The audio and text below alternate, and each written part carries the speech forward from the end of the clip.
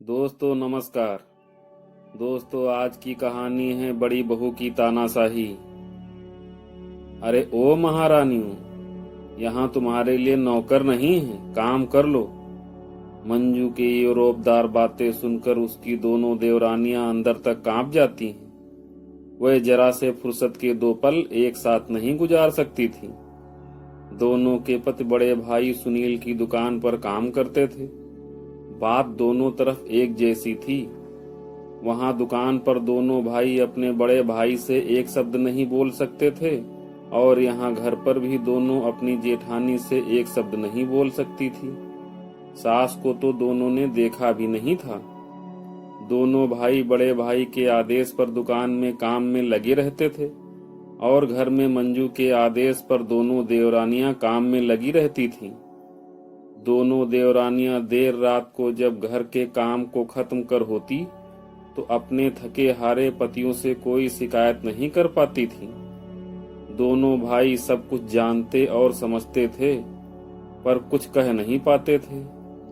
माँ बाप के मरने के बाद भाभी ने बड़े भाई को ऐसा काबू में किया कि वो ना तो कुछ देखते थे और ना ही कुछ बोलते थे।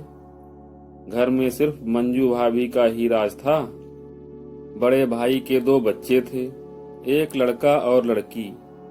दोनों भाई अपने उन भतीजे और भतीजी को बहुत प्यार करते थे, पर भाभी ने कभी अपने देवरों को नौकर से ज्यादा नहीं समझा। हर बात में ताने मारना जैसे भाभी की अब आदत सी बन गई थी। दोनों के दिल में भाभी की वैसे तो हर बात चुभती थी, लेकिन एक बात आज भी उनके दिल में नस्तर की तरह चुभी हुई थी।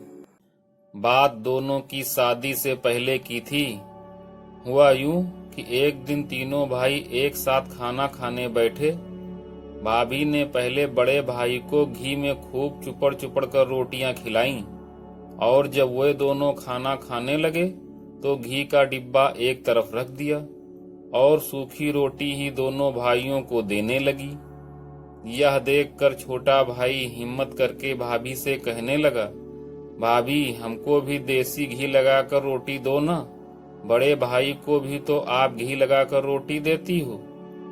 इतना सुनते ही मंजू भड़क गई और बेलन नचाते हुए बोली, हाँ तुम्हारा बाप बहुत जायदाद छोड़ गया है और तुमने बड़े महल खड़े कर दिए हैं जो तुमको भी घी की चुपड़ी हुई रोटियां चाहिए।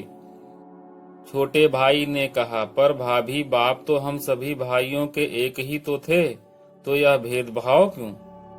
इतना सुनते ही मंजू का पारा सातवें आसमान पर पहुंच गया और उसने बेलन दूर फेंक दिया और अपने पति से चिल्लाती हुई बोली, मेरे बस का नहीं है कि सबका काम भी करूं और ताने भी सुनूं। पत्नी को क्रोध में देखकर सुनील की तो जैसे जान ही निकल गई। अपने ही दोनों भाइयों को बुरा भला कहकर अपनी पत्नी को मनाया। इस सब के बीच दोनों भाई भूखे ही सो गए। समय बीता और अब दोनों की शादी हो गई थी, लेकिन हालात जस के तस ही थे। सुनील दोनों छोटे भाइयों को इसलिए घर से नहीं निकालना चाहता था कि उसे इतने अच्छे नौकर और उसकी पत्नी को दो अच्छी नौकरानियां कहाँ मिलती। कहते हैं कि समय एक सा कभी नहीं रहता। समय बीतता गया और दोनों छोटे भाइयों के भी बच्चे हुए। अब बड़े भाई ने घर छोटा पड़ने का बहाना बनाकर दोनों भाइयों को खाली हाथ घर से निकाल दिया, पर दोनों भाइयों ने अपनी एकता को अटूट रखा और एक ऐसा घर बनाया जहां दोनों अपने परिवार सहित रहने लगे। भाई के व्यवहार से भी दोनों का मन खट्टा हो गया था। अब दोनों भाई ने अलग अलग नौकरी कर ली और सुखपूर्वक अपने परिवार में मगन रहने लगे।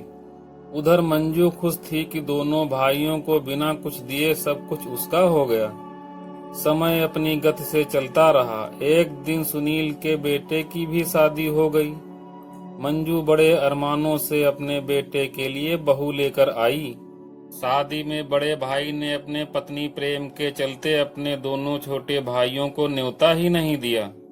इधर दोनों भाइयों ने अपने भाई भाभी से रिश्ता तो नहीं तोड़ा, पर वो रिश्ता अब ऐसा था जैसे बिना खुशबू के फूल।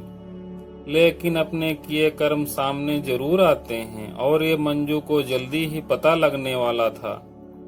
समय ने करवट ली। बड़ा भाई अब बीमार रहने लगा और ज्यादातर घर पर ही रहता था। अब बेटे ने दुकान संभाल ली थी।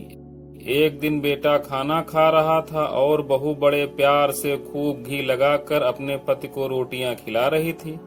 मंजू अपने पति के साथ बैठी हुई सब देख रही थी। बेटे के खाना खाने के बाद सुनील खाना खाने बैठा और मंजू भी उसके साथ ही बैठ गई। बहू जली जली रोटियां बनाकर बिना घी लगाए ही देने लगी। पर कहते हैं ना कि बंदर कितना भी बूढ़ा हो जाए गुड़की मारना नहीं छोड़ता।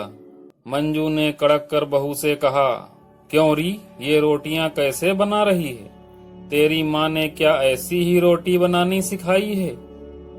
बस इतना सुनना था कि बहू रसोई से बेलन लहराती हुई आई और मंजू पर बरस पड़ी। देखो सासू माँ, मेरी माँ पर मत जाना, और रही बात मेरी माँ ने क्या सिखाया है तो उन्होंने जो सिखाना था वो सिखा दिया। अब मुझसे बात करो।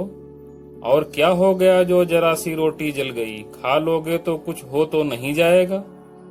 जो सारा दिन दुकान पर काम करता है मैं उस पर ध्यान दूं या इनका जो दिन भर घर में पड़े रहते हैं? सुनील खाना बीच में ही छोड़कर अपने कमरे में चला गया। दूसरे कमरे में ये सब सुन रहे बेटे को चुप देखकर मंजू बस भगवान से ये ही प्रार्थना कर रही थी कि ये दिन देखने से पहले वो मर क्यों नहीं गई। एक मेरे देवर और देवरानियां थी जिन्होंने आंख उठाकर भी हम भैया भाभी को कभी नहीं देखा। जवाब देने की तो बात बहुत दूर है, और आज मेरी बहू ही मुझे आंखें दिखा रही है। उस दिन के बाद मंजू की आवाज तो जैसे चली ही गई। जैसा बहू और बेटा चला रहे थे उसी तरह ही जिंदगी को चलाने का मंजू और सुनील ने समझौता कर लिया। मंजू की तानाशाही को अब विराम लग चुका था। वह अपनी देवरानियों के सामने उपहास और दया का पात्र बन गई थी। दोस्तों, इंसान को आज नहीं तो कल अपने कर्मों का फल मिल ही जाता है। जिंदगी में अगर किसी के लिए भलाई की है तो हमारी जिंदगी में भी अच्छा ही होता है, और अगर किसी की राह में कांटे बोए हैं तो कभी न कभी उनका फल भी हमें मिलता ही है। दोस्तों, वीडियो अच्छी लगी हो तो वीडियो को लाइक करें। चैनल पर पहली बार आए हैं तो चैनल को सब्सक्राइब करके बेल आइकन जरूर प्रेस करें। मिलते हैं नेक्स्ट वीडियो में, तब तक के लिए नमस्कार।